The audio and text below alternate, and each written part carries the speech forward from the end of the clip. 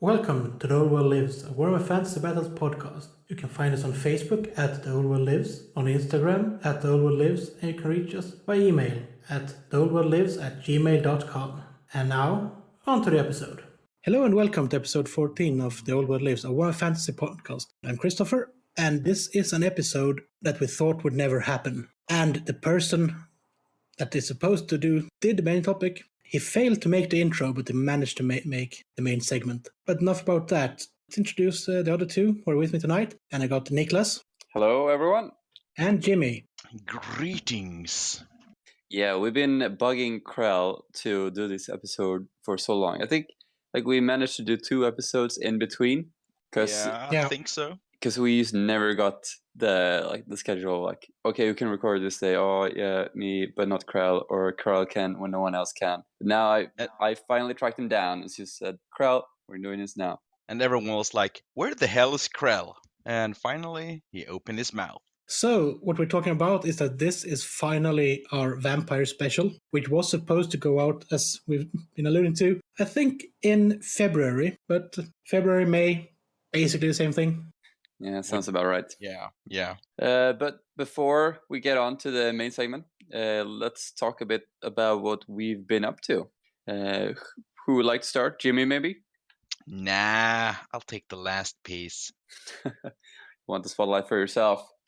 Fair enough. So, Niklas, what have you been up to? I've been playing a lot, actually. Playing a lot of fantasy. We will talk about...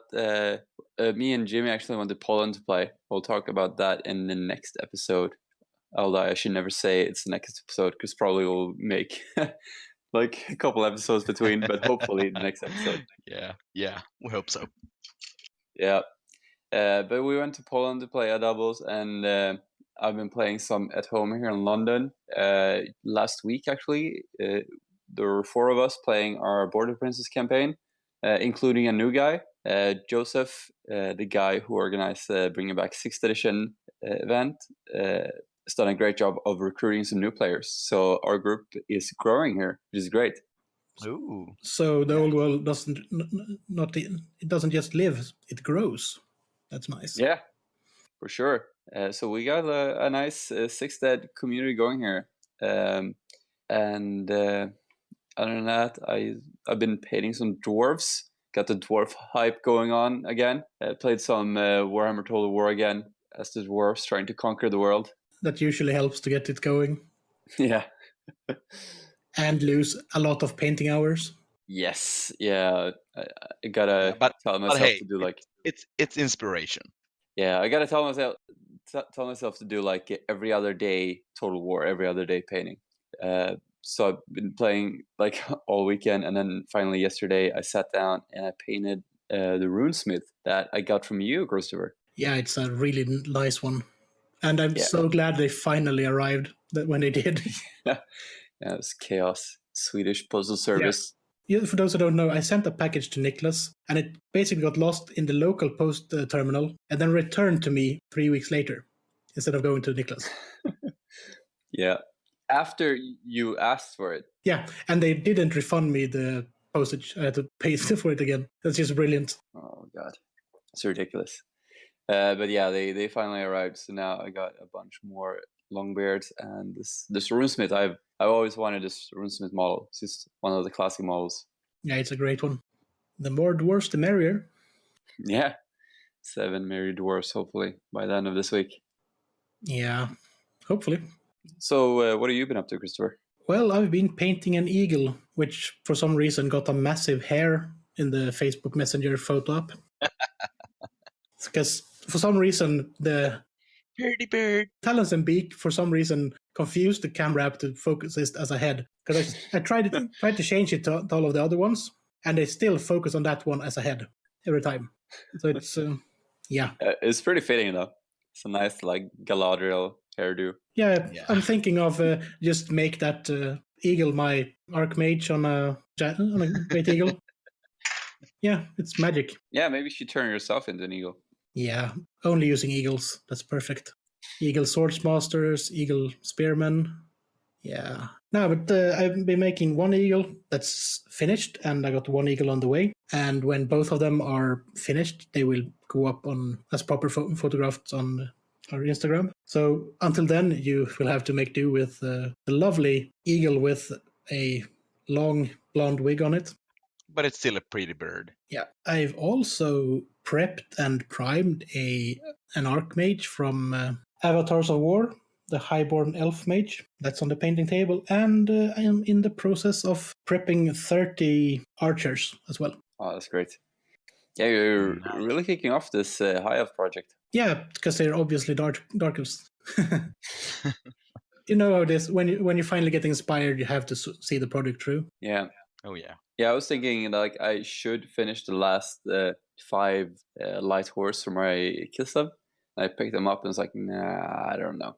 And then I was like, I really want to paint dwarves, and that's just the way you got to do it. Like, paint what you want to paint, or nothing will ever get done. Yeah, good advice for everyone, I think. Otherwise, you will just be stuck with half-painted models or projects that never leave the boxes. And on top of painting stuff and actually finishing something for once, I've been trying to talk people into coming over to my place and have a game weekend.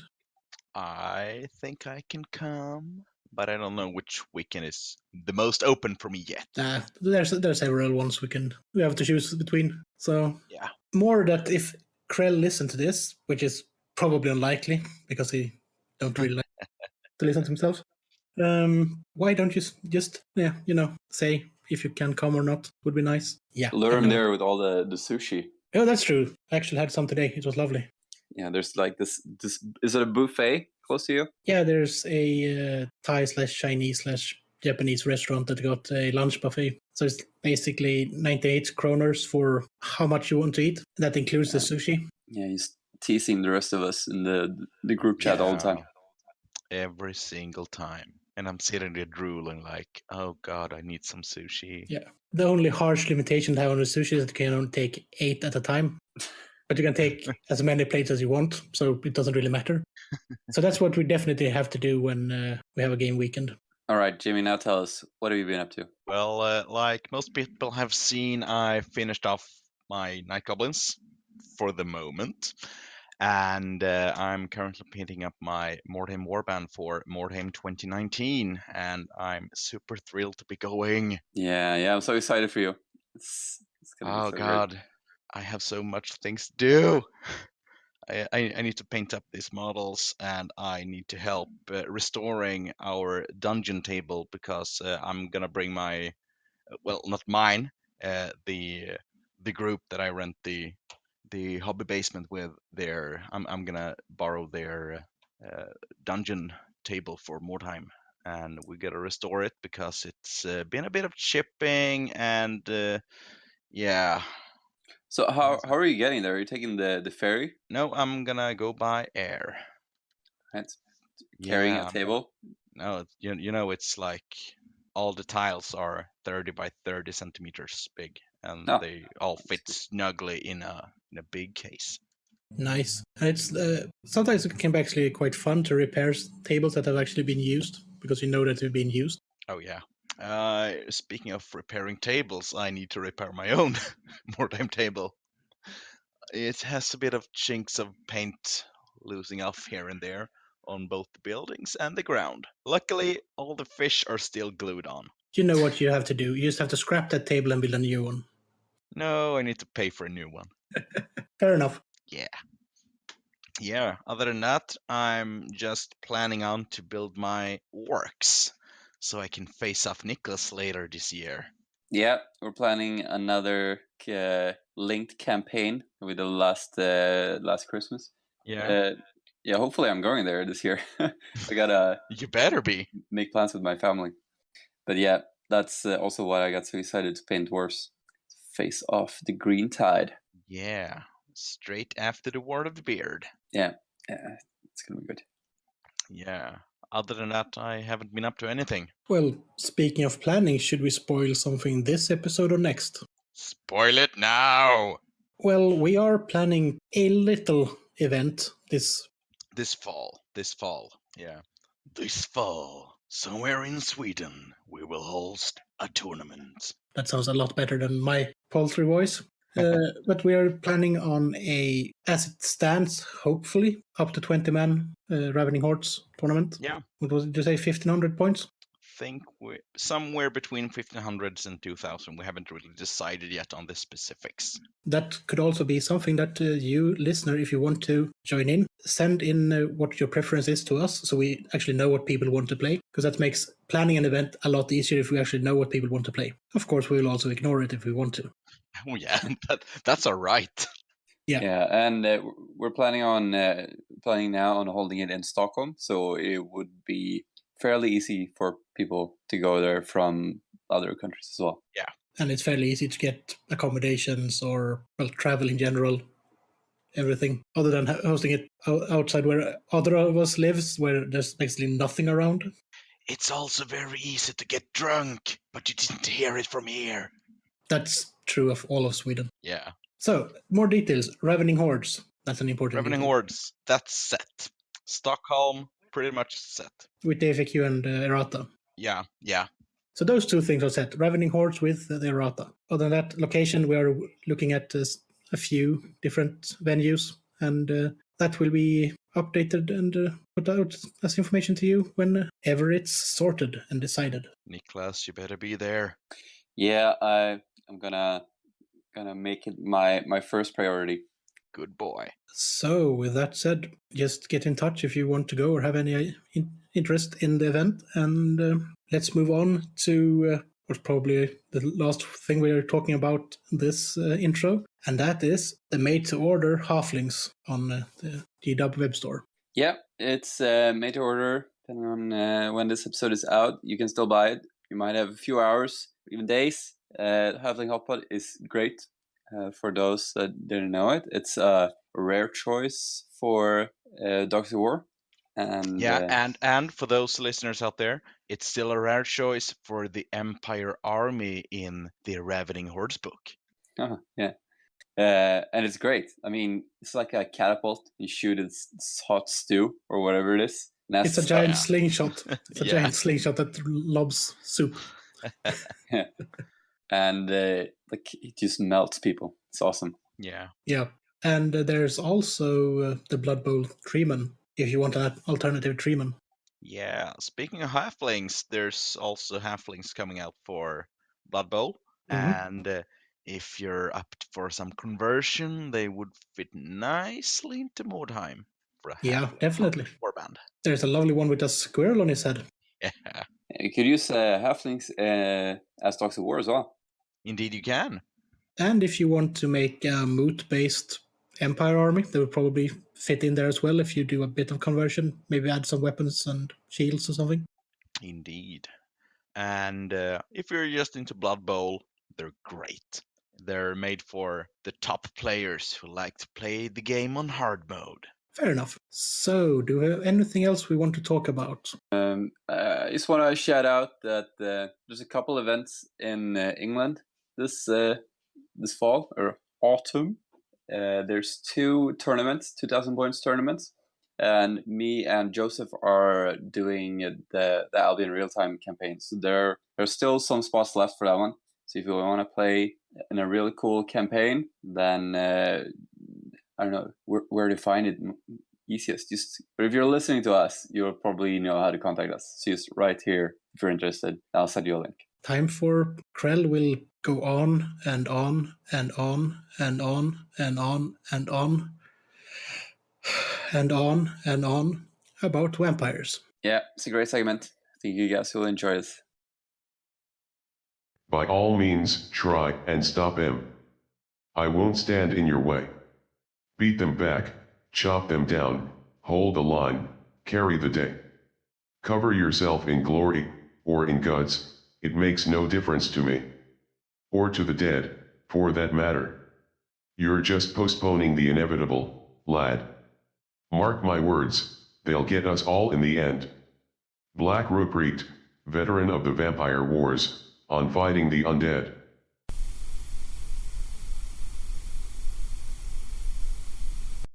Good evening. and welcome to The Old World Lives. In this segment, me and Christopher, also known as Krell, will be going through vampires and undead in general.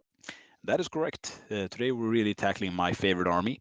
And as Niklas briefly touched on, I'd like to call them vampire counts, but we're actually going to go back to the heyday of 4th edition, of which we have a very special listener who wants to talk more about in the future, and talk about Undead, which started out in the 4th edition. So we're going to make some oblique references to game cards and the 6 wound basic characters.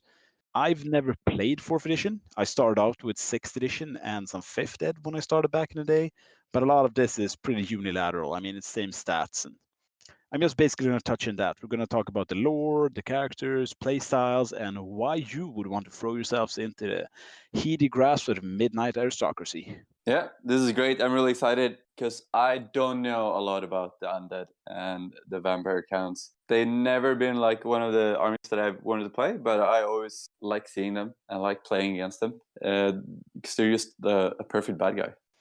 Yeah, you're like Lucy Westerland in Bram Stoker's Dracula, and I'm just like a swarthy Romanian sweeping in through your bedroom window, seducing you with cool Games Workshop figures. Yeah. So let's just touch a bit on vampires and undead first in general, because they're like, whenever I think of them, I always think like, that's such a classic fantasy thing. And it feels like when they created this world, it was obvious that they were going to have undead and vampires in, because they're just such iconic mythical beings, right? Yeah, and I mean, if we go back to what you and I would consider the standardized fantasy vampire character, I think obviously it owns a lot to the great forebear of Bram Stoker's Dracula way back in the 1800s. But as far as I can recall, just having undead in there has always been like a staple fantasy trope. You can go back to the Hyborian adventures of Conan the Barbarian. I think even Enkidu in the Epic of Gilgamesh, like 4,000 years before BC, he fights into the undeath. You have, of course, Hades, who's a pretty misunderstood guy. Basically, resurrecting the dead has always been this intangible dream, and it ties, of course, into both regrets of the mortal world and wanting to make undone what's been. Because just like turning back time, it's sort of a staple thing of what you want to be able to do. You want to be able to go back and hug the people you wish you could have hugged before they passed away, or basically caring for those that you didn't have enough time for, or could just, undo what you did wrong. Or just call them back to eat the villagers of a small empire village. Yeah, I mean, and that's just the natural impulse we all have and struggle with on a daily basis. Anybody who's ever worked in an office thought like, God, I wish somebody bite off Betty's face. Oh my God, no! And I mean, it's a good idea. But no, you're right. As way back as Warhammer Fantasy Battles 2nd Edition, there's always been dark magic, and it has a distinction into dead magic as well. Something that's outlined pretty clearly in the 4th edition book is that you can become a necromancer or wielder of undead of any number of reasons. You don't have to be like a classical bad guy. And it touches on a lot of like old vampire necromancers who started out with just wanting to bring back their loved ones, or having the power of undeath to help their village, and then they sort of go off the deep end. It's just cool that the undead they're mostly humans. Yes, only humans actually. So the thing I found interesting is that so they're not like their own race, like the bad dark elves or other races that are inherently evil. I think what fascinates people about necromancers and vampires is that they are monsters, but they are also humans, and they have their human motivations. And vampires in particular, that they're so civilized and you can talk to them, but like deep down they are cold-blooded murderers. Yeah, and you get sort of both of the flip side of those coins within the classical and iconic von Karstein family. First of all, you have Vlad von Karstein, who at times can be very sociable, and he actually takes into protection those who yield to him. His villages are the best run in the entire of Sylvania, and he does have aspirations of becoming a legitimate elector count. And then you have, of course, his successor, Manfred von Karstein, who is just insanely megalomaniac and will kill anyone who upsets him. It's like you say, it's a fascinating subject because they chose to be who they are. And in very few instances do you show any regret over this. I'll just tie into it because it says way back in the 4th ed book that It seems a strange subject that there are none high elves who chose the necromantic ways, nor dwarves, nor the ratmen of the Skaven Eye, nor those who would come from the other islands such as Lustria, because lizard men aren't super fleshed out here. In truth, 'tis easy. The dwarves have little capacity nor time for the magic that runs within them. It haunts them still. The Skaven are too busy backstabbing and plotting to have much a run with it. The elves find little time, maybe because they have such many years in front of them they feel little need. No, in truth, 'tis verily only the humans who would turn to such dark ways to prolong their own existence. And thusly, the natural shape of the necromancer is an abomination, one who would strive against the natural order. Yet curiously, they are anathema to chaos. And that's something they touch on way back in 4th edition and even before that, that chaos and the undead really despise one another. Yeah, that's really interesting because the undead, like when they raise them back from the dead, they kind of steal the souls from chaos, right? Yes, they do. It's basically the recalling of the souls that were otherwise promised. And way back in, I actually tried to read the 3rd ed book, but it's hard to get a hold of. But in 3rd ed, 4th ed, when you call a wight into being, basically you call a soul that was stolen. And since many of them are great warriors, like even Krell of the Black Axe, you deny the souls that righteously promised to chaos. But it also goes a bit deeper than that, because chaos doesn't just want to destroy and despoil, it wants to consume everything. And you can't be a badass hard rock, 80s glam rock, necromancing warlord if there's nothing to rule. You need people to keep propagating, and chaos is against that. Chaos wants to end all things. It is, after all, the great adversary. Yeah. So where do the undead come from the beginning? So that's actually one of the best things with the Warhammer 4th Ed Undead book. I figured, not having read this book to book, like binder to binder before, I thought there was going to be a lot of information about vampires, but the first 15 pages are just a solid accounting of Nagash the Great Necromancer, which is a bit disheartening to me, but it gives a very good accounting from whence he came. Nagash, whom most of us will either know from his old schooly super skeleton pope, or the new style end times super flying swirling skeleton death machine, was, just to summarize it briefly, he was a mage who came from the ancient Egyptian equivalency. And back in these days, Tomb Kings and Vampire Counts were basically one in one. So Nagash strove against the natural order. He started meddling in death magic. He wanted to bring the death rites of old Egypt, fantasy Egypt, into the modern world by combining the living and the undead. He wanted to rule over everything. And by subverting and destroying the rites that were readily available, he took Black Periapt and he turned it onto the living, thusly meaning that he brought the living dead back to life. And with it, he tried to conquer the army. However, he was overthrown and thrown into the desert for his insane ways, because he experimented with blood magic, death magic. And it's actually a bit funny, because it says here that the Lamian whom took unto themselves the ways of Nagash and experimented, albeit in solitude and with greater discretions, the way of the blood binding. So they also just hand wave. That's where vampires came from, 4th edition. Nagash, So yeah. I heard that Nagash started doing this after he captured some dark elf magicians, right, or sorcerers, and yeah. from them he learned some magic that kind of turned into this. Yeah, it goes a bit deeper than that. They make an allusion to basically the Cryptonomicon and the Mad Arab of H.P. Lovecraft, and they have someone who wrote the Book of the Dead. And Nagash took the Book of the Dead, and it's 2,000 years for the Age of Sigmar. And let's see here, you're probably right. Well, actually, back here, he didn't. He took the Book of the Dead, he despoiled the living dead, and then he started conquering. Yeah, nope, with the priest kings of Khemri.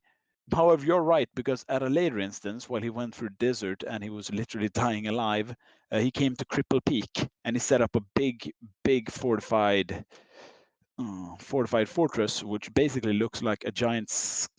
What's the name of the Grayskull castle that Skeletor has? It's a giant stone fortress that looks like a skeleton. I mean, I love the art from this book. It's very 80s hard rock. It's like giant skulls, the living dead, giant magic effects. Yeah.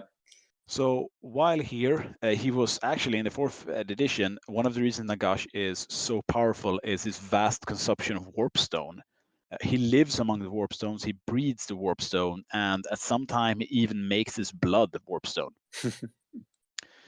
So basically, he lives among the warpstone.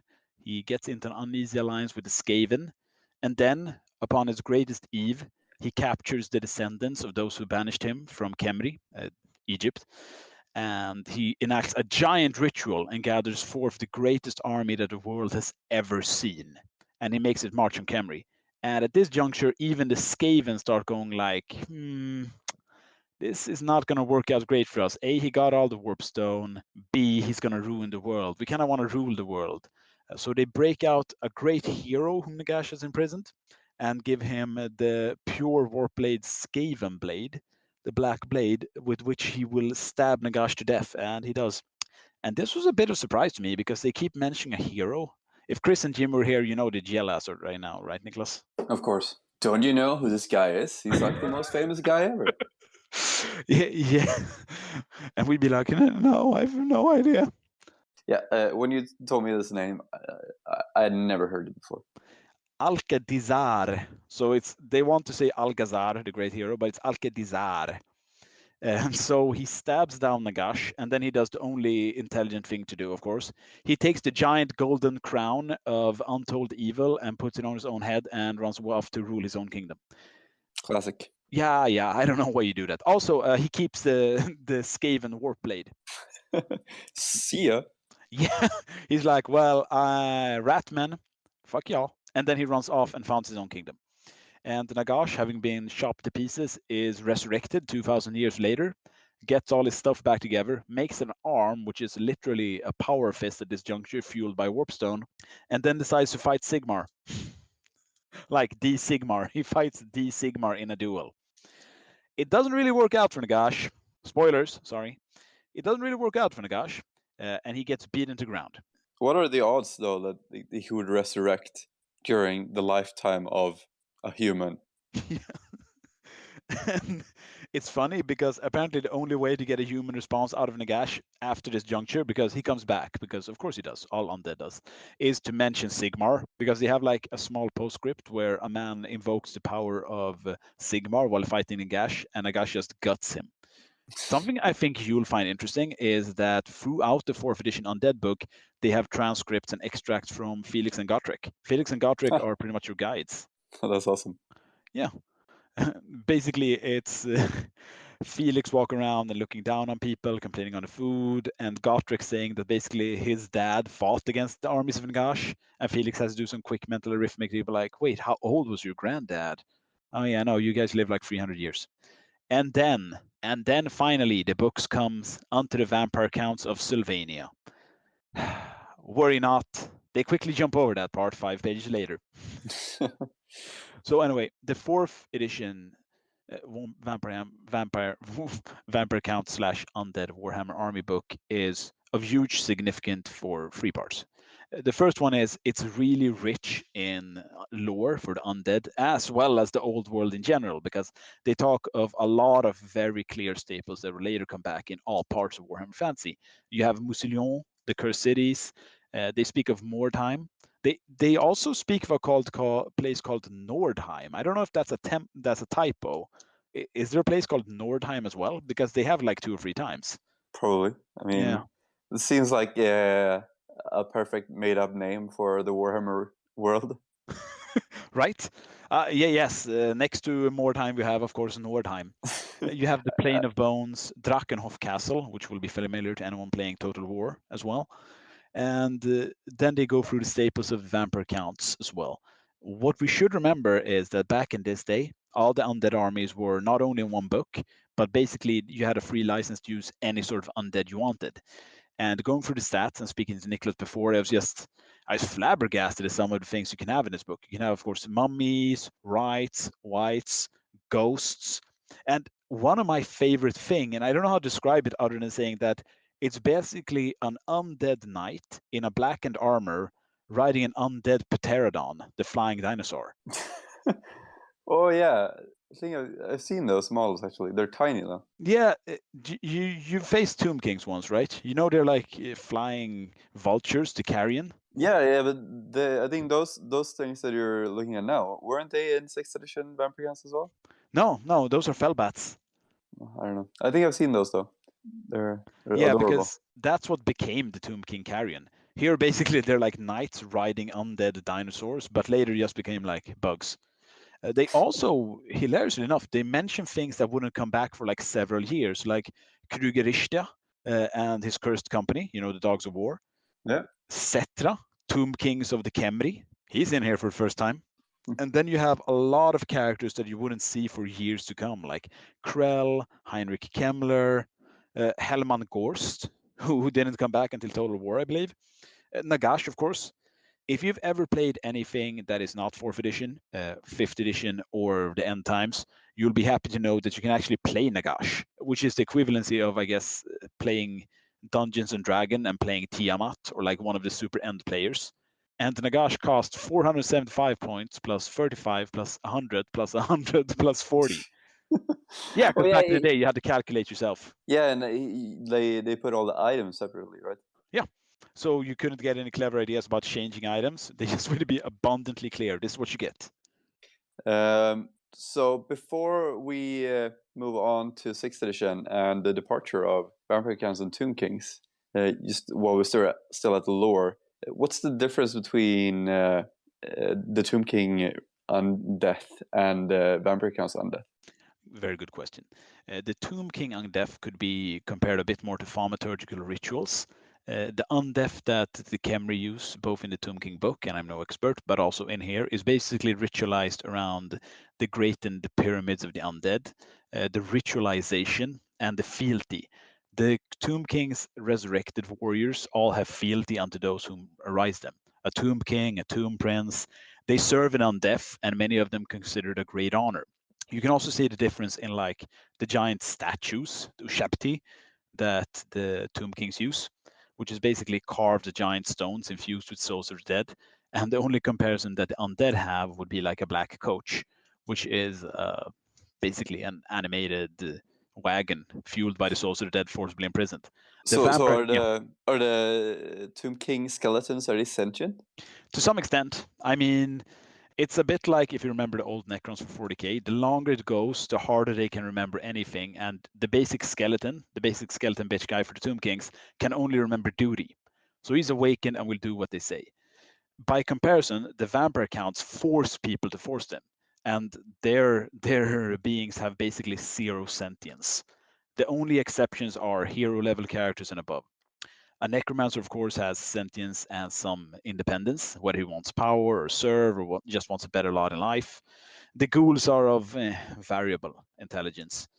But then, of course, you have the whites. The rest are basically bound slaves. All right. The Graveguard and the Whites are men who have been defeated, great heroes, or the barrows of those who served, who are awakened, and they know nothing but blind obedience. So basically, it would be like having mentally an army of Graveguard. So also the Tomb Kings, they're put to sleep for like long periods of time, and then like a lich guy comes along and raises this army, right? Yeah, if I remember correctly, it's basically the inverse. Have you ever seen The Mummy? Yes. The Brendan Fraser movie? Yeah. You know when they remove all his organs? No, I don't remember that. Okay, spoiler to a like 25-year-old movie that can now legally drink even in Sweden. They extract all of his vital organs and put them in separate jars, and he has to collect them. In the Tomb Kings, I believe they bring in the canoptic jars containing their essence and importance, and when they awaken the Tomb Kings, or the Tomb Prince as it is, they have to go through a very big ritual to ensure that they are properly brought back. So they are awakened when needed, you're correct. So did they do this before Nagash started meddling in Undeath, or did he try to refine this somehow, or did this come about after he was active? It's a good question. Basically, what you get from the book is that they had always done it, but it was ritualized and only in times of great need. It's like they'd always had a collection of badass sports cars, and then the youngest kid, Nagash, tried to hotwire them and take them for joyriding and conquer the world. He forcibly tried to resurrect entire families and make them do the bidding instead of ritualized doing it. It's the difference between, I guess, demanding and requesting. And Nagash brought all of that about. Also, before Nagash, you could resurrect and have a Tomb King, but you couldn't live, enjoy the world of the living. And that's what he refined and introduced in the form of vampirism. Vampirism itself isn't really touched upon that deeply in the 4th ed book, but we'll come around back to it in the 6th ed. All right. I feel like if I knew more about Tomb Kings, I could give you a better answer. I only read like a couple of pages in their army book. This friend asked me like how they work, and I was like, I have no idea. There's also a guy. I've just 2 things I miss from 4th edition. 3 of them. The first one is Dieter Helsnicht, the Doom Lord of Middenheim, who is a super powerful necromancer who ruled out of Middenheim back in the day. He ruled in Middenheim, Yep. or like before Sigmar, or when? I think after Sigmar. It's very vague, but apparently they had a Doom Lord necromancer in Middenheim at some juncture. But you know, good going. Maybe the Lictor Council should have got on that. The second one is in 4th ed, you could have a Lich Priest, which is basically like the classic Lich from Dungeons and Dragons. It's a necromancer who is so powerful that after death, he retains powers and becomes immortal without becoming a vampire. They changed that a bit in 6th and 7th ed by saying that a necromancer that is sufficiently powerful doesn't have to become a vampire or a lich. He just keeps on living because he's fused by death magic. And a last thing I actually missed from 4th ed is the Screaming Skull Catapult, which is just 3 skeletons loading someone else's skull into a catapult and shooting it against the enemy. Well, the Tomb Kings have that though. Yeah, they do, Hold but it looks a lot cooler in the Tomb Kings. It's like this like goofier older thing. Yeah, that looks kind of like a ballista catapult. Yeah. Other things introduced in 4th ed is, I don't know, if you play against Undead, you were there when we played, you can do a spell called Van Hell's Dance Macabre, which is basically you get another free move. They go through the legacy of Van Hels, which is a great necromancer. And basically, I think this book, 4th ed, if you ever played Vampire Counts, I'd really recommend it as a companion book, because a lot of things that you have later has really been built on the structural basis that I put down here. All the characters, the spells, how magic works. I'd really recommend it. It's a great read. And it again, I cannot overstate how much I love these like 80s, 90s graphical depictions of skeletons and necromancers. You know exactly what I mean, right? Like early 80s skeletons, screaming guys, swords raised theatrically onto the sky. Yeah. Yeah. Old books are really great. Yeah. Yeah, of course you know. You play Kislev. Oh, that's not that old actually. It's only 6th edition. Isn't it older than you? No, I'm pretty sure it's not. You're like, and that's where we tragically lost Krell. Probably Sonic is the stuff because Kissa was in 4th edition and 5th edition. But now we're talking undead and vampires. So yes, and my petty attacks on your character aside, now we're moving on to 6th ed. Yeah, the Edition of Kings, the King of Editions. So in 6th edition, Thomas, in all his wisdom, decided to split the Tomb Kings and the Vampire Counts. Yes, and I mean, one of the things he touched on, both on our as well as the other Warhammer Fantasy podcast of choice for discerning 8th edition players, the Lecture Counts, what he said is that Games Workshop were actually surprised by what a runaway hit that the Vampire Counts were. And I remember, like back in the day, if we went to the Games Workshop and you met like 8 fantasy players, you'd probably meet 2 or 3 who played Vampire Counts. Yeah, it was a really cool army when it came out. Like I remember, like when I went to look at Warhammer, they were definitely one of the cooler armies. They did, and in 6th edition, of course, they split them into 5 separate bloodlines, which meant that you could basically take any sort of vampiric stereotype as well as a couple of ones they'd invented themselves. I'll get to that later. When you open up the Vampire Counts 6th ed book, the first thing that strikes you is that this is dedicatedly about the Vampire Counts. You can take any of the bloodlines, you can play it any way you want, but it's very much fixed in Sylvania, Musilion, or the Silver Peak Mountains, where of course Neferata, who founded the Lamians, and is also related to that super famous Tomb King girl. Man, Chris is gonna execute me for this. Yeah. The chick with the snake? Yes. The chick with the snake. Well, anyway, she's related to Klaatu Veratanektu. So, yes. So basically what the outline here is that while they introduce every bloodline of the vampires, Lamian, Blood Dragon, Strigoi, Von Karstein, and Necrarch, they have like a blurb In the Lamian one, you get like a short story about a young teenage girl that infiltrates a Kislev camp, and he just tried to protect her and do their best, and turns out that, surprise, she's a fucking vampire and eats all of them. In the von Karstein one, you have about a vampire hunter trying to hunt down a vampire, and it's really funny because it says like, should thou be in danger, throw ye the holy water of Sigmar and make it unto him the abomination unto earth, the sign of Sigmar with the ring therein, and it's just a torn off finger and he's crushed the holy water. And for the blood dragons, the blood dragon really have the best story. It's about Aborash, the first blood dragon, who was one of the greatest warriors in all of Kemri, which is where the Tomb Kings are from. And he fought aside Neferata. But basically, when the vampire aristocracy of the Tomb Kings, and that's really outlined in the tale for the first time in the 6th edition, because the Undead 4th edition book, I guess you could make a case that they focus on Nagash, so he wouldn't really know a lot about the vampires. But in 6th edition, it's made very clear that upon the ousting of Nagash, Neferata made clear, not Neferata. Neferata made clear that the ritualization of the vampiric was something that was introduced at court. So at first it was her swains and like the chosen ones, and then spread to the other families. And of course, the unsustainability of having not only a 1%, but also 1% that feeds on blood and eats your subjects while not expanding is sort of not working out. So they get ousted, both by other Tomb Kings and neighboring countries, because of course they want more and more. So upon that, all of them are separated, except for the Strigoi. The Strigoi, if you've ever played Vampire Counts, is basically the Ghoul Kings in later editions, and here they most commonly refer to the huge hulking abomination sort of vampire.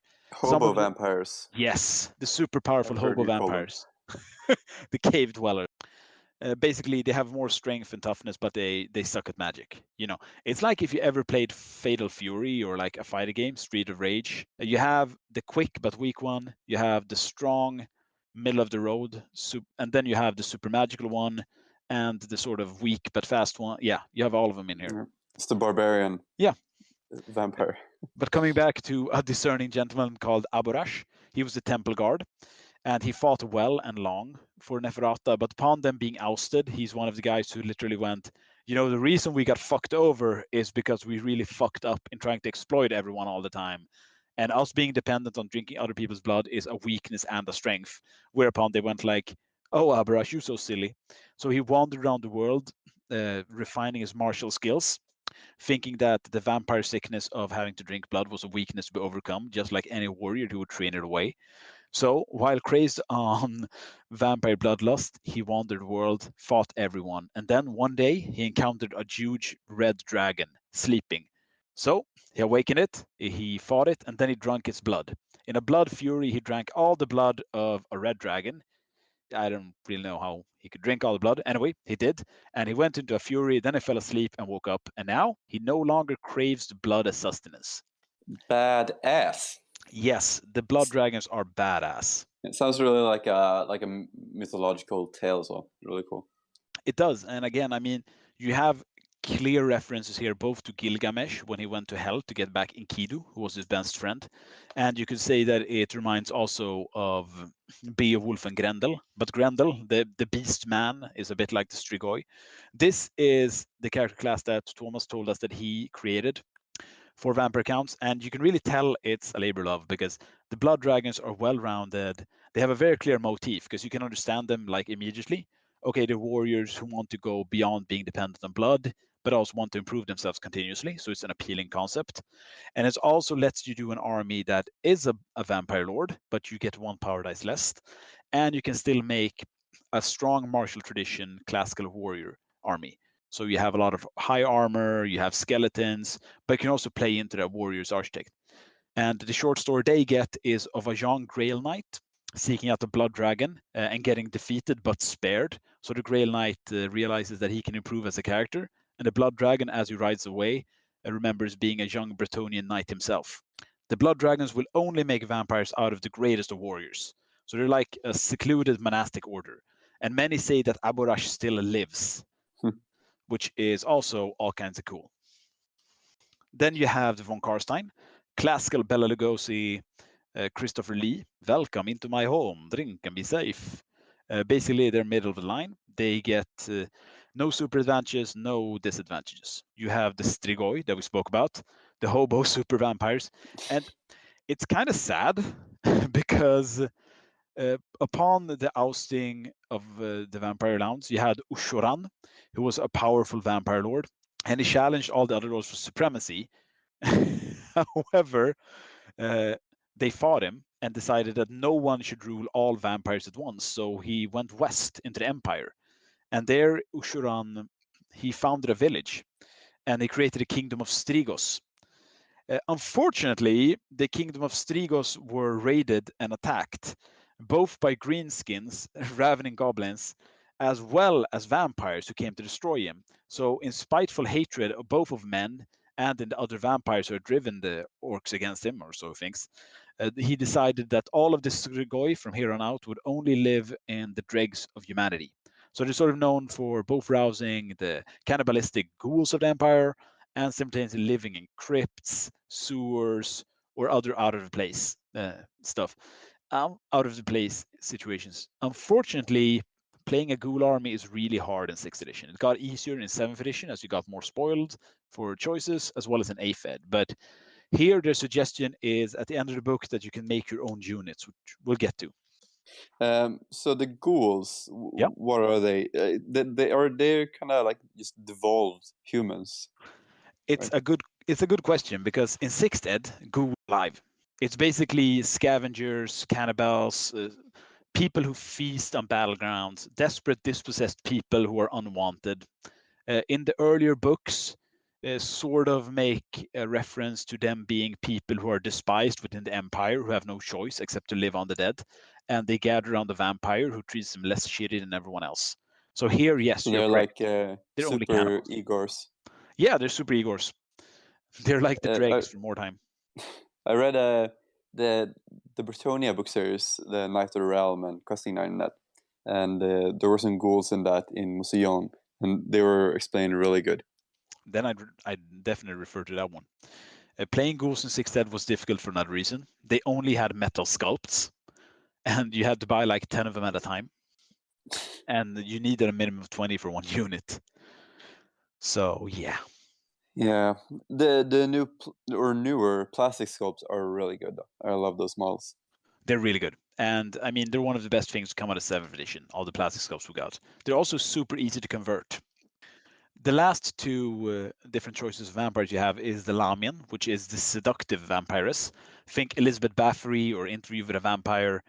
They're actually really interesting because they have a lot of powers that you can use to not seduce, but to take over the opponent's heroes and characters. And the suggested army build that you have at the end of the back is that you can use any other hero or character lord from any other army book. Oh, that's good. Yeah, it is. But they can only be equipped as they could in that book. They can't take vampire stuff. And if your Lamian leader dies, then they all get frenzy because they're upset with the loss of their love. Is Belladonna a Lamian vampire? Ooh, good question. I would say no. Belladonna Lucrezia is not a Lamian vampire because she still uses poisons instead of just stabbing people.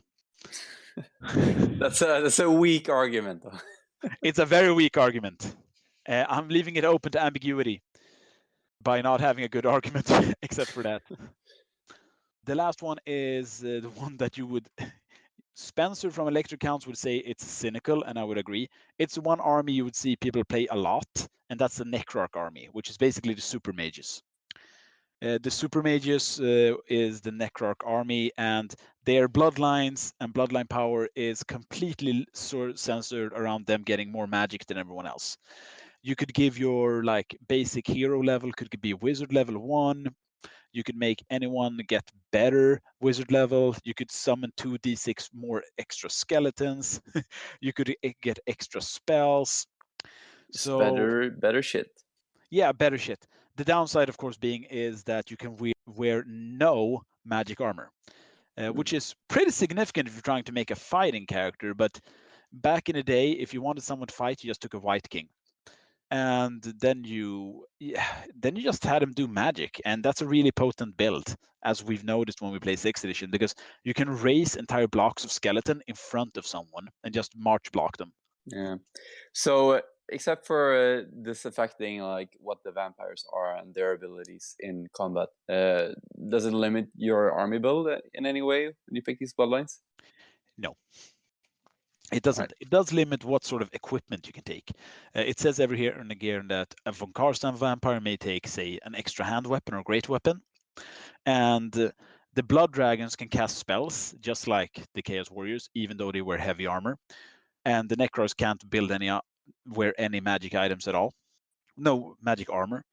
Then, of course, which is one of our favorite things from 6th edition book, if you go to very back, 2 pages from the end, you can do what's called a Legion of the Dead, which is basically with your opponent's consent, you can build a themed army.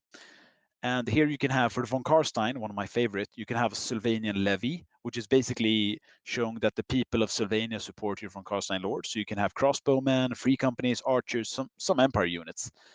And this is really where you can get your creativity to live. You can make Sylvanian huntsmen. You can make like the average Romanian cast that you can get from any pike and shot army.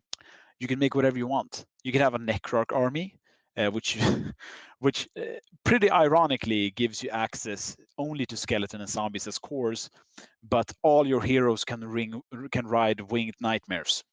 Ooh. You can also do the Lamian army, where you can take, and I love it, heroes from any other Warhammer armies book, or Ravening Hordes if that book is not yet out. Nice. Ravening Hordes is such a good book. I wish we could do more with it. Yeah. Then you can have Blood Dragons, and the Blood Dragon army list is really good because here you can make knights core, so you can play like a pseudo vampiric Bretonnian. Yeah, and they can use the lance formation if you decide that they're from Bretonnia. They do. Well played. I would say that if you do that, you have to give them Fleur de Lys or something on their shields to properly depict the Bretonnian force. For sure. And you can also have, you can have Graveguard as core. Oh, nice. You also have the chance of getting some shooting, because what you need to remember is the vampire cats in this book have 0 shooting except for the Banshee, which is a magical attack. So if you play a von Karstein or a Blood Dragon themed army, you can have some shooting. Otherwise, no. Yeah, I think that's and then, of course, nice decision, like to theme them as an attacking force, just like they did with Chaos. Yeah, and I mean, it does make sense both in your creative outlet, but also thematically, because all the different bloodlines, being so different in character, demeanor, and behavior, would fight in very different manners. I mean, a noble of Aburash, he would fight in a very different way from, say, the Strigoi or the von Karstein. The von Karstein would, of course, levy their own troops to fight because, in their mind, they are the true inheritors of the Electrocount throne. I mean, the only thing I'm really missing is being able to buy a rune fang for one of my vampire count swords. But, that is where it is. Something I want to mention is that they also did a complete overhaul for magic.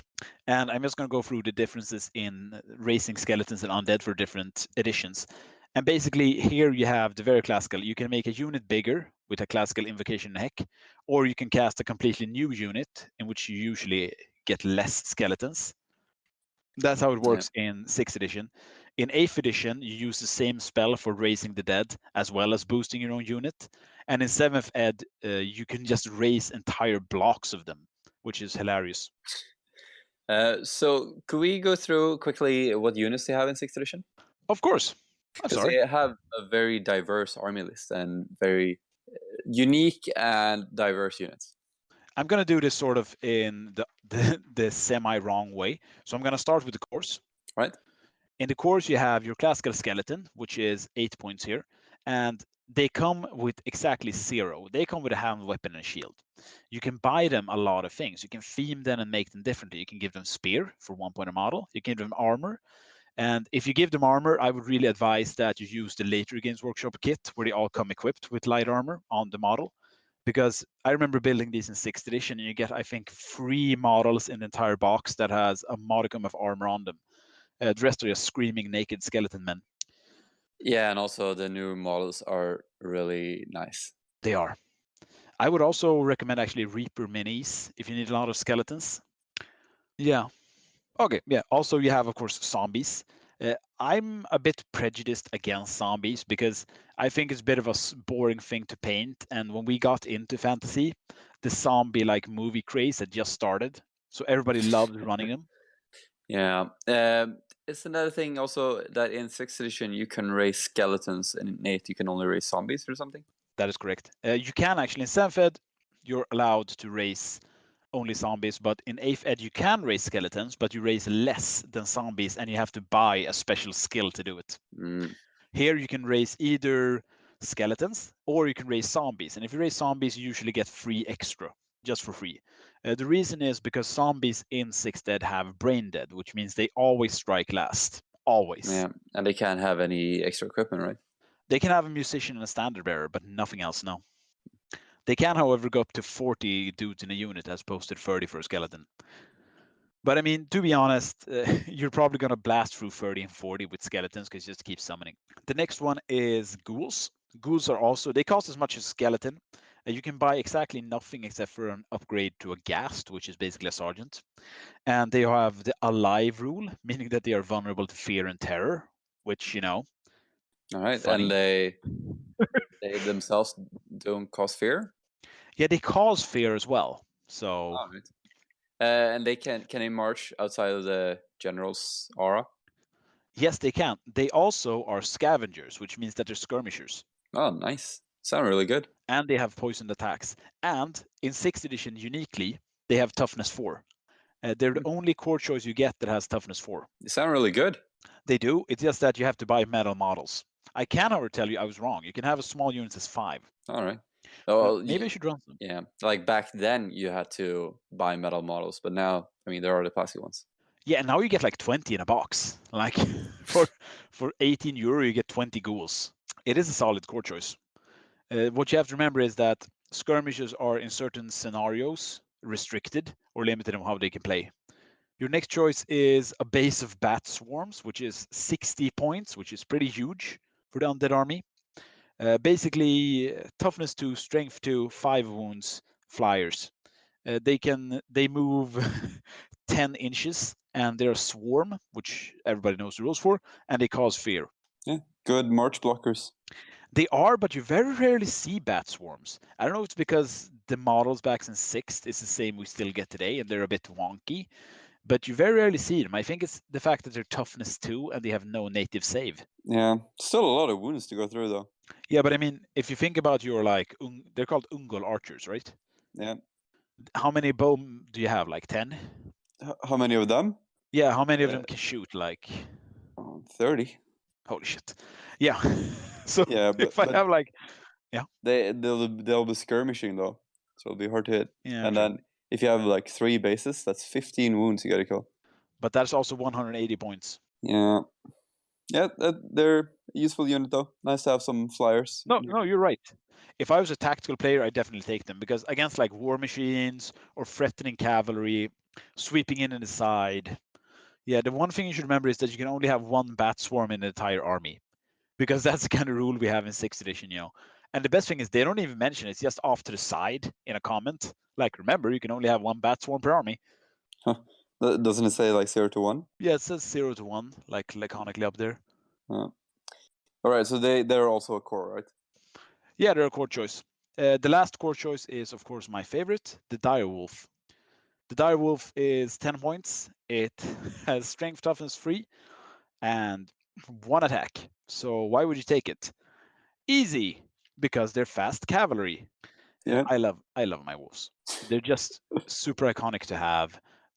They work as light chaff clearers. They can attack archers, which is the bane of your existence. They get strength 4 on the charge. Oh, nice. Yeah, they have a rule called slavering charge. In later editions, they also have Vanguard, which is basically like a free move in the deployment zone.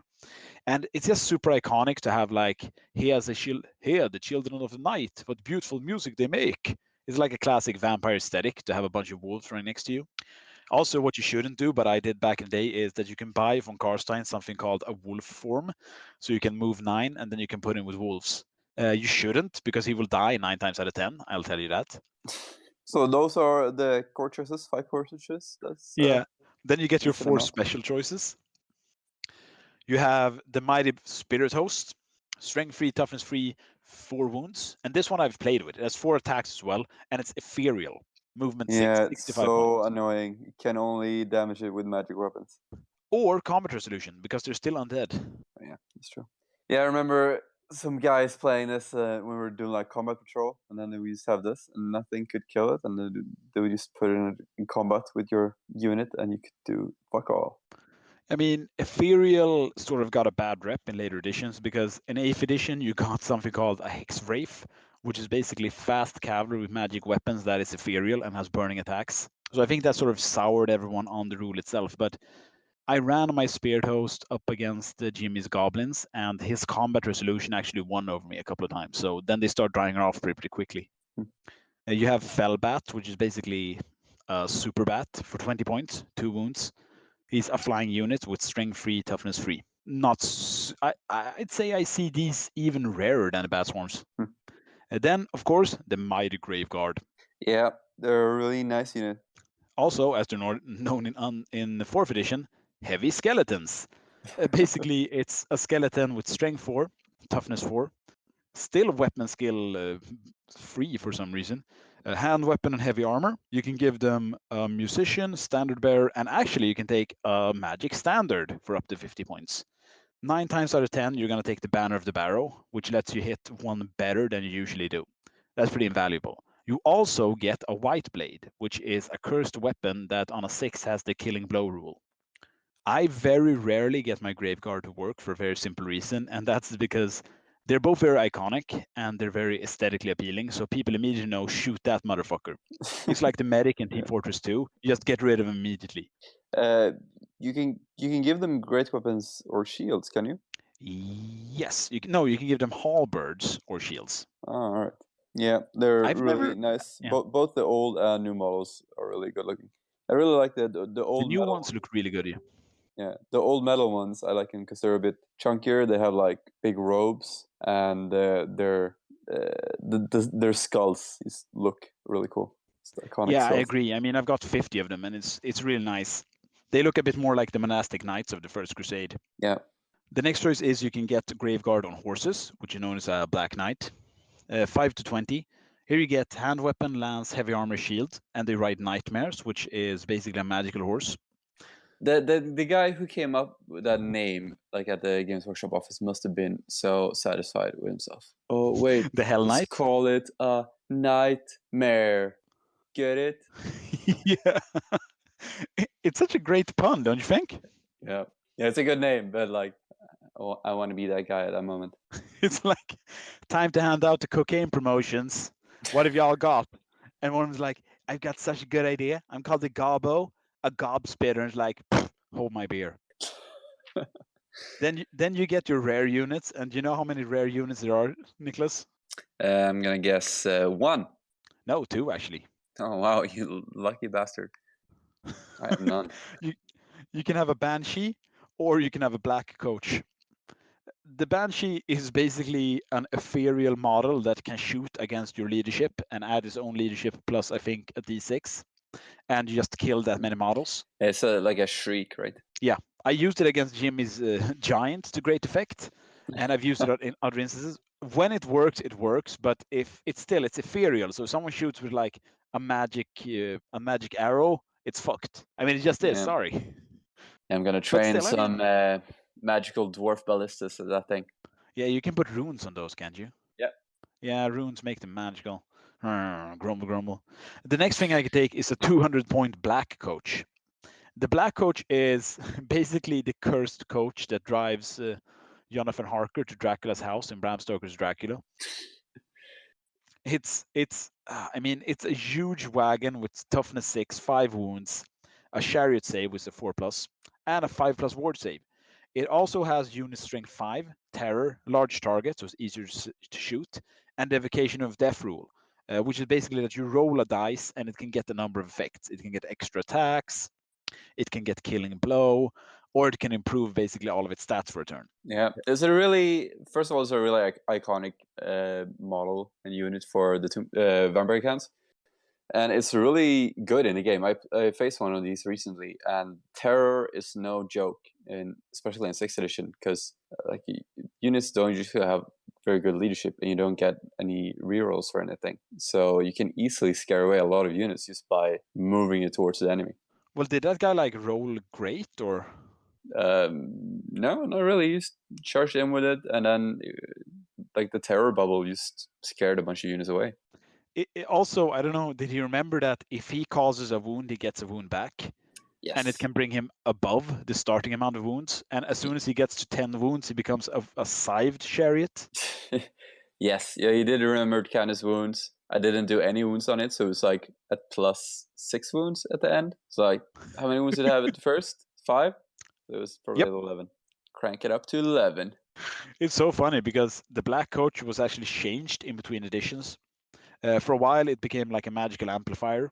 Then it just went back to being an insane fucking chariot.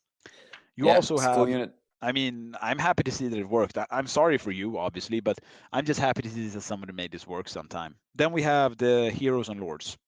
It's kind of easy to go through because you have different levels of vampires, and they get increasing stats in strength, toughness, and wounds. The highest point, of course, is the vampire lord, which is above the vampire count because I think it's a missed opportunity. Anyway, the vampire lord is level 2, can go up to 3, strength 5, toughness 5. He also has weapon skill 8, which means you have weapon skill, I think, 10 if you're a blood dragon. It's pretty good. It's pretty good. Basically, it's like Ivan Drago. Whatever he hits, he destroys. You can have a master necromancer. You can have White Lord. You can have a Wraith. Wraith became units in later editions, but basically Wraith is a 90-point hero that also causes terror and is ethereal and can take a magical item of up to 50 points. Nice. The magical items for vampire accounts in 6th edition are a bit infamous in one way, that it was open for some abuse, because there are some items that are basically just like you get an extra spell, and the vampire count spells are pretty good. So the ability to make an entire unit just march once again and capable of coming into charging is really good when you're such a slow army. Or you could just throw a fireball. I mean, 50 points for that Wraith is pretty good. You can get a lot of things. Yeah. So how do you play the vampire counts in 6th edition? How do you play the vampire counts? Me personally, Yeah. or in general? So you personally and in general. Me personally, I prefer like running a classical vampire counts skeleton army. First, you have 2 big blocks of skeletons. Around 30 is usually hitting the soft spot if you play 10 to 1500 points. Some wolves for outlying flankers and just getting into someone's sides. Then you beef up with at least 2 mages, because as soon as your mages die, the magic starts to fade. So you'll want one like buffing necromancer, preferably level 2.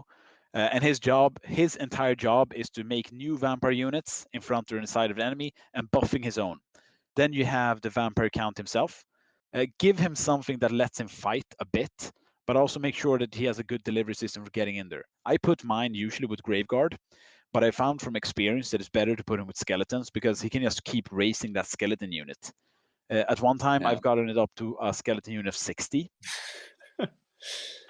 Which was just locked in combat with Jens until the end of all time, because he can't kill me faster than I can raise his dead against him, which was really funny. Beyond that, I'd say stock up on Graveguard, but even better, if you can spring for the models, and there's a lot of conversion potential here, get some Black Knights. Black Knights with a Blood Dragon mounted vampire is a really potent threat, even if you don't play the Blood Dragon themed list. You are weapon skill 4, you have the killing blow special rule, and you're a fear-causing knight. A lot of people would claim that 6th edition is cavalry hammer, so imagine having undead, sturdy, fairly fast, fear-causing knights. Yeah, I don't see these very often in undead armies. You usually see like a lot of infantry and some bats or wolves. I think that the vampire count players are usually pretty decent at self-restriction. I might be wrong, I might just be like, haha, surely we are the most suave and capable of players. Dwarves. But I'm sorry, my beef in 6th Ed is only dwarves and high elves, because they keep winning over me. But usually what you won't see is, you're right, the knights. The Black Knights, you don't see them because they do cost 45 points per model, making the most expensive unit you can actually have in a Vampire Count's army. And having numbers to your advantage is really good. Also, in vampire counts, no, in 6th edition, if you outnumber the enemy and you cause fear, you know what happens, right? Yeah. If you fail combat against them, you automatically break. Yeah. So I found that out last time I played, and again, the people I played with, you guys thought I was making fun of you, but I literally didn't know that. And that's something they changed in later editions, but the terror and fear is super potent. Yeah, it's really strong in 6th edition. Also, I found out that if you charge something when you have fear and they fail their leadership and you outnumber them, they run away straight away when you charge them. Yeah, I know. And I mean, I saw that happen to Jens as well. He was going to charge me, and he failed his fear test. He just stood still, and then I could charge him. Yeah. And Yeah, getting a fear is charge really off, good. as you know, is great in 6th edition. It is indeed. I like how I'm trying to present myself as some great strategic genius when I'm basically like, and as you know, fellow suave, capable general, hitting someone before they hit you is a recipe for victory. And you're like, yes, that is literally how war works. Did you know that cannons are potent? No. Yes. So basically, that's what you need to do. I'd recommend you have either some bat swarms or some wolves, just to do some outriding and chase off archery, because shooting is going to be the bane of your existence, just like playing Beastmen. If you play a von Karstein army, you can choose a vampiric power that means that everybody gets -1 to shooting, and all flyers are grounded, which could, affect you as well. What you should not do under any circumstance, if you play Vampire Count 6th edition, is take the special character Zacharias the Unliving. The reason being is that your friends, your erstwhile now enemies, will pick this model up and beat you to death with it. Is he that bad? Zacharias the Ever Living is, I think, he's 1,015 points, 715 for Zacharias and 300 for the undead dragon he rides. He has all 6 bloodline powers, meaning that he gets +1 to casting spells. He gets an extra wizard level. He knows all 6 necromantic spells. And what is it? Yeah, he gets 1 extra spell as well. And when he casts the skeleton spell, he will raise 4d6 skeleton. He can also, yeah. It's a really good model, though. Yeah, and he can also, I'm sorry, I ain't even done. He can cast the Dark Hand of Death once per magic phase, which is a really good spell. And did I tell you he has an unlimited amount of dispel scrolls? Like he uses one per turn or what? No, it just says he has unlimited number of spell scrolls. He can use one of them in each of the opposing player's magic phase. Oh yeah. Oh no, I'm just gonna spell all of your spells. And also, I ain't done. He has a 4+ sword save. Casual. Cash money. I've seen this guy run exactly once, and nobody wanted to play him after that. Which is harsh, because we were teenagers and buying this character was probably all the money he had for that year. It was it's a beautiful model, like you said, and it's super expensive, but playing against him is not a fun experience.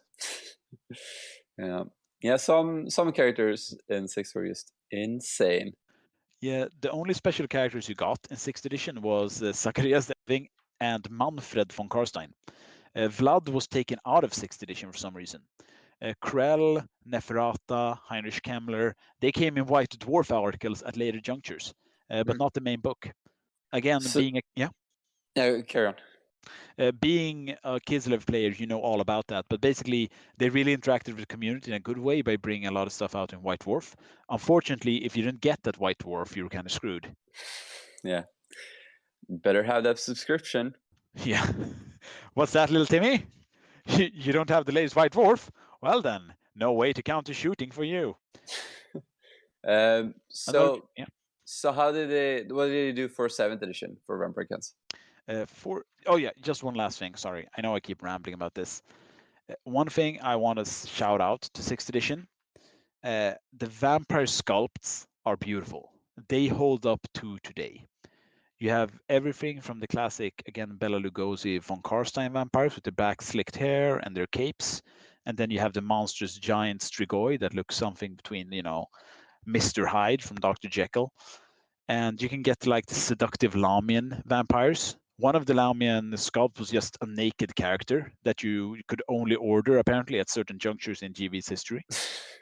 And the Blood Dragons was the most numerous sculpt, and you had everything from a similarity to Francis Ford Coppola's Dracula in his blood red armor, to a noble knight. And then you had, of course, the wizened, slightly Egyptian forms of the Necrarch. A shout out to these sculpts because I know that they got a lot of people into Vampire Counts to begin with. And even to these days, they're pretty excited. If you can find one and buy one at a used market, I would definitely recommend it. They're a treat to paint up even to this day. Yeah, they are really good looking. A lot of the character models. Yeah, it's even gone so far that if I've asked Niklas as a personal favorite, if he sees any in England, he just buys them for me. It's true. I do have 2 of them in my drawers right now that I gotta get to somehow. Yeah. Are you coming to Sweden again? Are you banished now? Been here Yeah. too long. I just want to say, for 7th edition, putting aside the egregious grievances that we both have with 7th edition as a game system, 7th edition brought in a lot of cool things for the Vampire Counts. First of all, plastic sculpts all around, new skeletons, new grave guards. No grave guards actually. That's 8th edition. New skeletons, and also no zombies. The zombie kit today is the same one you got in 6th edition from 2001. Don't fix what ain't broken. No, they're like, Jarvis, I've noticed people still keep playing zombies. Must be the amazing kit. Yes, rather so. More cocaine. Haha. I went for Patrick Stewart there, didn't work out. Also, you got some new sculpts, still in white metal, of course. And you got a couple of new units. What you did get was, of course, the Vargulf. The Vargulf is, in the lore, super appealing. When a vampire loses count of his inner beast and he really degenerates into bloodlust, he becomes a Vargulf, which is the beast made manifest. How to describe it? It looks like a giant war gorilla vampire with huge tattered wings. It is a motherfucker. I've played it recently, and it has terror, regeneration. It can run, I think, 18. Frenzy, of course, steadfast, and it's vampiric, so it doesn't crumble if it loses assault. Yeah, it's a crazy guy. He's a crazy guy, definitely. I'm trying to recall. They got something else in 7th edition that I really like. The Blood Knights. Yes, the Blood Knights. You actually had some really good insight in the Blood Knights. Do you want to share? Yeah, that they're crazy expensive. They always were. Like I remember when I was looking through like the Games Workshop web store, and then we went over these. Like, what? These are like 5 cavalrymen. Why are they like £60? And that's all I remember of those guys. Yeah, I mean, I played a couple of games in 7th edition before I did my mandatory period, serving at the pleasure of His Majesty, and I mean, they're really good game-wise. You see people convert them because they are basically Black Knights, but also vampires. And as I've had another person point out to me that in 7th edition, vampires are mages. So the Blood Dragons were actually also magic batteries, something they removed for 8th edition. So basically, I think strength 5, toughness 5, strength 6 knights with 2 attack minimum per character who got wounds back. And just, I think they had weapon skill 6 or something, 2 wounds per, and I mean, they're really good. And it's a really cool unit as well, that you can have like vampires as actual units. Yeah, and that's something they brought back a bit in 7th edition. We have the Vargulf, of course, we have these. They put the focus a bit more on the vampires themselves, which is pretty cool. Another thing they got was, I think the Cryptars are at 8th edition. Yeah. Yeah, the big ghouls, right? Yeah, exactly. The Cryptarers and the Vargeist, I believe they're called. Yeah. So for 8th edition, which you actually play with these guys, right? He said with contemptuous disdain. Yeah.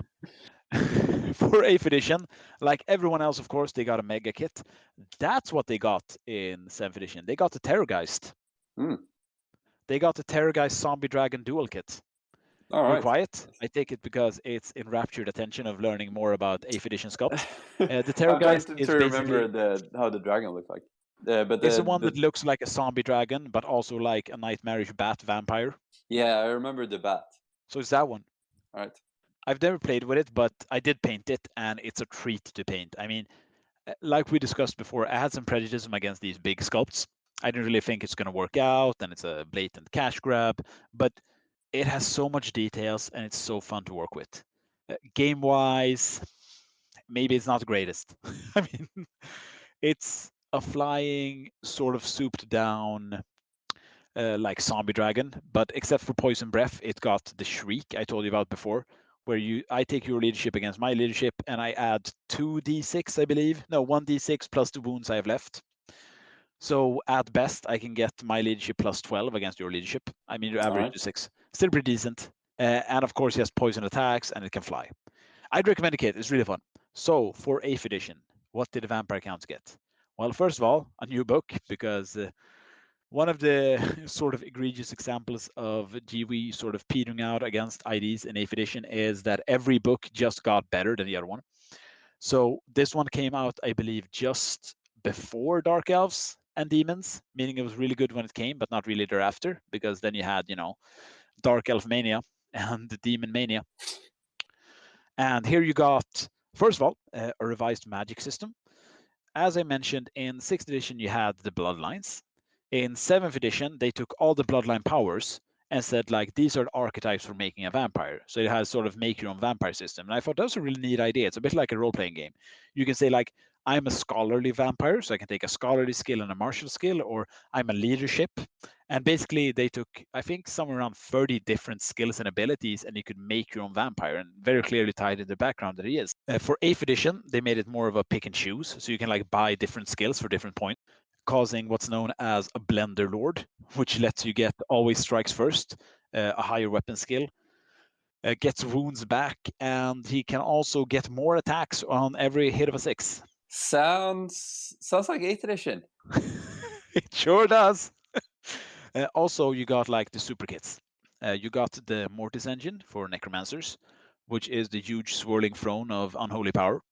Which also, I mean, it still stings me a bit. They're like, why, yes, obviously, necromancers have always ridden these huge boat thrones to combat. We just never mentioned it before. Oh no, why would you? And the vampires got the Blood Coven throne, because nothing says class like being an undead female vampire perched atop 2 winding stairs at a giant basin of blood surrounded by half-naked handmaidens fighting for you. Yeah, I mean, they're really cool kits. I'm really infused about them. What I can see game-wise, one of them, the Mortis engine, is really good. Basically, it boosts characters around you and it gives them regenerate. And you also do damage against enemy spellcasters. And when it blows up, I think it blows up d6, 2d6 inches plus the turn number, and everyone within it takes an unholy amount of wounds. Nice. And it's a chariot. Yeah, the Blood Coven throne is basically like the Lamian vampires I referenced earlier. You come up, you try to hit it, and you can get like transfixed, beguiled, or seduced, which means that either you just stand there looking dumb, or you hit your own friends, or I get to take over your characters, which is just funny, objectively. And it boosts your vampires around it. Also in 8th edition, maybe that was 7th edition, you could get a corpse cart. Yes, I remember this thing. I really like it. The corpse cart is really neat. Basically, it's a necromancer riding a wagon, collecting the dead around him. And Bring in out 8th your edition, dead. Bring out your dad. Oh, he's not dead yet. Yeah. Oh, great point. I didn't even think about that. Yeah, so in 8th edition, you can actually just have a necromancer riding it as well. Nice. In general, in 8th edition, what vampires got was a lot of more boosting items and support monsters vehicles. They also got like the super ghouls, the crypt horrors, which are souped up ghouls. And you could get the Vargeist, which is basically flying, skirmishing bat vampires. These are vampires that have been locked in crypts and forcibly robbed of blood just to starve them, make them insane as possible. Then you herd them towards the enemies. Casual. Cash money. Also, you got some of the special characters back. You have Vlad, you have Manfred, you have Conrad from Karstein as well. Conrad being introduced in 7th edition. Actually, he was introduced in 4th edition. That's really funny because Conrad is the crazy one, if you remember. They have a crazy vampire count who is insane even in death and also so in unlife. So he has a rule called not all bats in the belfry, so basically can get the stupid rule. In 4th ed Undead, he even has, they mention he can't do magic just in the lore. And then in the actual crunch of the game, he has a chained up necromancer that he trails behind him that does magic for him. Nice. Which I think that's just a great 4th ed thing. So in 8th edition, Of course, as we've discussed before, a lot of things got cheaper. So running giant hordes of skeletons became feasible from a point of view. Ghouls became properly undead like everyone else, and they're not skirmishers anymore, so you can rank them up. They got back their poison attack. You got the opportunity of now, they removed the bloodlines from after 6th edition, as I mentioned, but now they made a new character class, which is called a Strigoi Ghoul King. Again, a bit better at fighting, can't do as much magic. He can also ride a Terrorgeist. Yeah, the Strigoi are like step apart from the other vampires. They're not really civilized and they don't really look the same, right? No, I mean, they've eschewed all trappings of civilization. You just given into the inner beast. But also, in choosing a Strigoi Ghoul King as a main character, you can make a themed army around ghouls. Just like insane scavengers, pale, horrendous forms in the moonlight, running out of their caves to attack people. It works in pretty well. Also, as we've discussed before, 8th edition is a bit more high magic than 6th edition. So raising skeletons and casting undead skulls at your enemy became a bit easier. And Vampire Count, of course, being one of the magic armies, meaning it's not unusual to see a Vampire Count player just slinging 16 dice casually. You also got more items that let you like save magic dice or dispel or steal. I'd say playing 8th edition is fun. It's just a bit different from playing 6th edition as Vampire Counts. You will see huger armies and more focus on magic. So I mean, yeah. But still, like we discussed, we prefer the nitty-gritty part of 6th edition. Yeah, so do you have you noticed that you play the army very differently between editions, or is it just like 8th edition is like 6th edition, but more magic and bigger beasts? To me, it is, but I'm a shitty player and a poor general.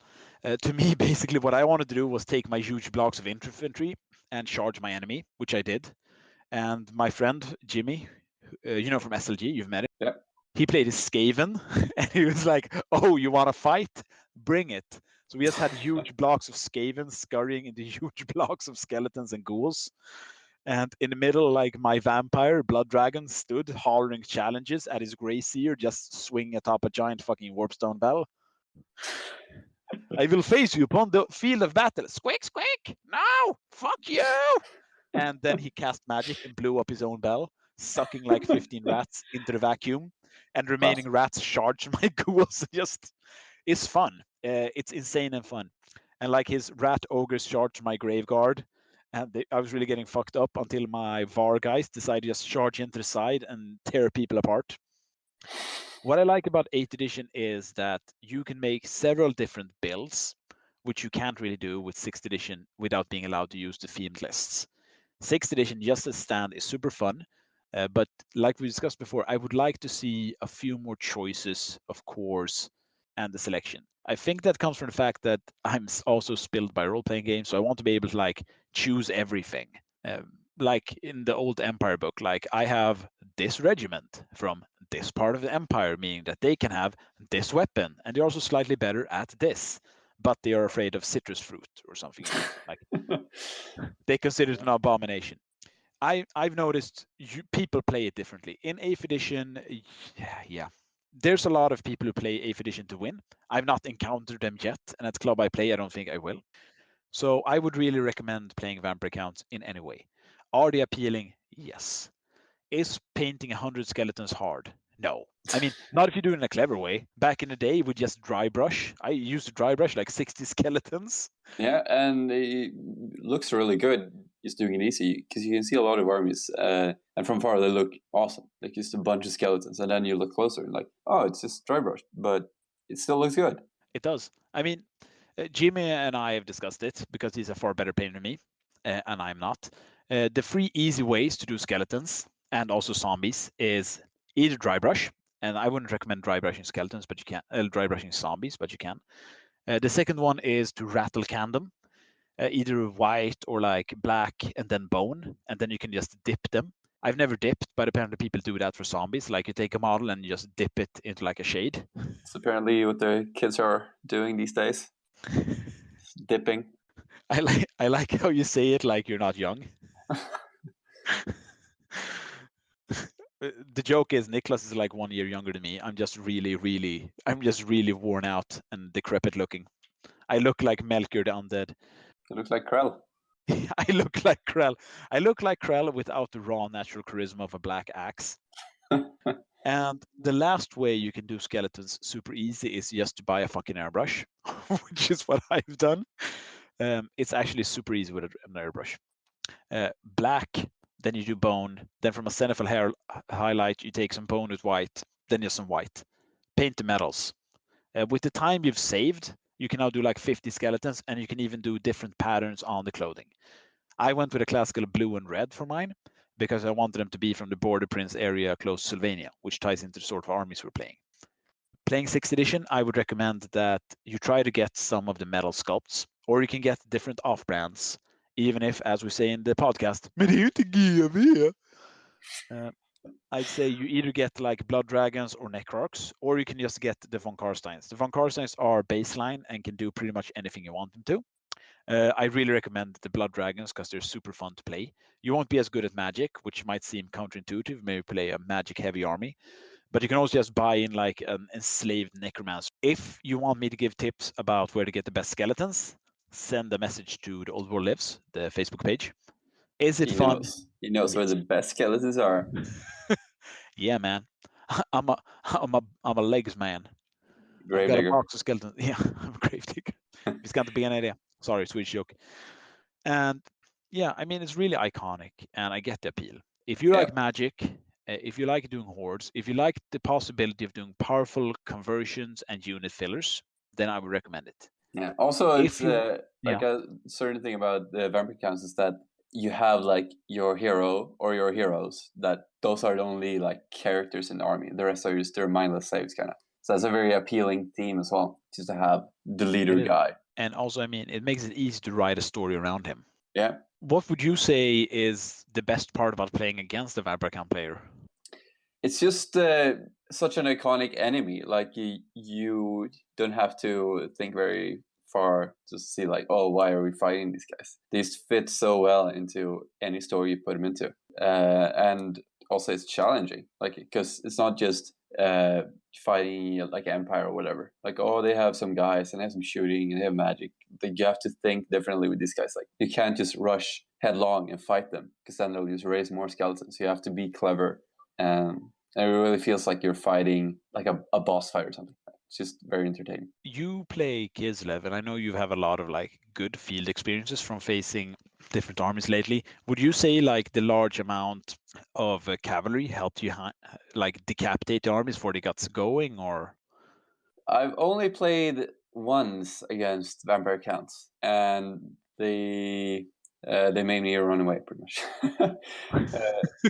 But from what I can, like, I don't know, like, because the outnumbering thing is a really big thing for vampire counts. Like, you want to outnumber and cause fear, and Kislev don't have very big units, and they usually want to charge in and break the enemy and make them run away, and that you can't really do that against vampire counts because you'll charge a block of skeletons and they'll still have like 5 guys left in the bed. Like, worst case for vampire counts players, and then they'll just raise more and drag it down. So I think it's a pretty hard army to play against as like a cavalry army.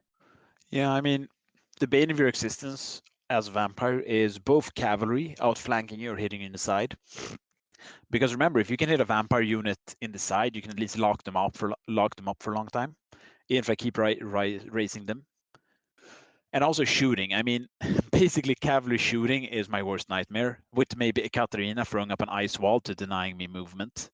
Like a wall of skeletons? Yeah. Skeleton on skeleton combat. Oh my god, that game would take so long time. Also, I mean, in a vampire count's army, you will have some units that invariably are more tactically viable and valuable. So your Grave Guard and your Black Knights, try to find a way of protecting them. There is a banner you could take or magic, but again, then you're paying to protect an investment that's already costing a lot. So it's easy to see why people just go for more skeletons. Well tried tactic. Yeah. Yeah, I think I've really held almost a monologue here. So thank you, Niklas, for standing out. That was good. Being able very to informative. enjoying. It's nice to hear the story way back from 4th edition, how the army evolved and how they play. Yeah, I mean, oh yeah, the 6th edition Vampire Count book, it's super appealing. Now I want to go paint some more vampires. All right. Thank you all for listening. And I don't know what will be after this segment, but you'll hear from us soon. Yep. Talk to you later. Thanks for listening, guys. Get into vampire counts. We are tools, Neferata. You call us sisters, but we are but pieces on your game board. You collect us and hoard us, and sometimes you spend us. Sometimes you spend us for ambition. Other times, it is for spite. And we love you for it, because we cannot help but to do so. You unmake us as easily as Nagash's crown threatened to unmake you, and remake us in your image. Nama to Neferata on the Lamian Sisterhood. And welcome back to this outro. And there was something wrong with the main segment, wasn't it? Yes, well, a lot of static noise, and I only heard Niklas. Yeah, it's probably the auto censoring of a certain podcast member. Yeah, so I suppose there will be a Vampire Counts episode next time. Yeah. Speaking of next time, we would want to ask you listeners for some questions, hobby questions, game-related questions. Edition-related questions, all kinds of questions. You could ask about the chili plants on my windowsill if you want. It's not probably that interesting or relevant, but they're there. You can ask us when we'll have Krell back again, whenever that will be. Or you could ask us something that we could actually answer. But yeah, if you want us to answer hypothetical questions, send them in as well. You can send them in on Facebook, on email, on our Instagram, to us personally. And you can even ask them in our posts when we release this episode. Yeah, so if you listen to our previous hobby episode with listener questions, you probably know what this is all about. We want to do another one, and we really appreciate to hear from you guys, because you're probably the reasons why we're doing this, other than we just want to talk about the game with each other. Yeah, you can see us as the blood, but you guys are the heart. We need you to pump us around. And not collect our bloods in chalices and our skulls on thrones. Yes, please, don't do that. That's not nice. Only Corn players do that. Yeah, pretty much. And some darker players. But those people are special, and I'm not sure they're honest hearts. Or I really can't go on with this. It's too hard. It's too hard. Renee, you know who you are. We love you, but you're special. Everyone, Kane is Corn. That's why. Or is Corn Kane? My brain hurts. Yeah. So, while the brain is hurting and the blood is melting, this is this episode. See you in the next one. Remember, stay square.